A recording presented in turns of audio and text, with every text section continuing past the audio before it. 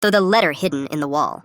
I found my mother's handwriting behind the drywall. It was 2 a.m. when the power went out and I grabbed a flashlight to check the fuse box, but something about the wall near my old bedroom door caught my eye, the faint outline of a square, like someone had patched over a hole years ago. The paint was a different shade of white, slightly yellower, almost the color of old teeth. I don't even know why I started scraping. Maybe because I couldn't sleep since the funeral. Maybe because I still heard her voice when I turned off the lights. The drywall gave way easier than it should have. Inside was an envelope, folded twice, edges soft and gray with dust. My name was written on it in her handwriting, the same shaky loops I remember from the post-it notes she'd stick on my lunchbox. Love you, Peanut. My throat closed before I even opened it. The smell hit first. That dry attic paper smell mixed with faint perfume. Chanel No. 5. The same one she wore the day she left for the conference she never came back from. I was 7. I still remember the way her red scarf brushed my cheek when she hugged me goodbye. I remember watching it flap in the car window as she drove off. Dad said she needed space. I believed him. I was stupid enough to believe him for 15 years. The letter wasn't long. The first line said, "If you're reading this, I couldn't get out." My stomach dropped so fast I thought I was going to throw up. I read the rest twice because my hands were shaking too hard to focus. She wrote about the night she tried to leave him, how she packed her bags after he'd passed out drunk, how she heard me calling for water from my room, but didn't dare go back because if he woke up, he'd know, how she ran to the car, turned the key, then stopped because he was already standing in the driveway, smiling. She said he told her, "You'll never leave me, and if you do, I'll make sure he hates you for it." I stopped breathing for a few seconds. My flashlight buzzed faintly in my hand, and I swear I could hear my own pulse in my ears. The letter ended with, "If he ever tells you I left because of you, please don't believe him. I loved you more than my own life." But that's exactly what he did. He told me I cried too much, that I was too hard to love, that I drove her away, and I believed him. I became what he said I was, quiet, invisible, a problem that needed to disappear. And now he's dead, and I'm sitting here with his ashes on the counter and this letter in my hands trying not to think about the red scarf. Because in the police photo, the one they never showed me when I was a kid, the scarf was still tied around her neck. My hands are numb. There's this high-pitched ringing in my ears. I keep staring at the ashes and wondering how much of that is really him and how much is her. I can't stop shaking. I can't stop replaying the way he used to tuck me in, whispering, "You're just like your mother."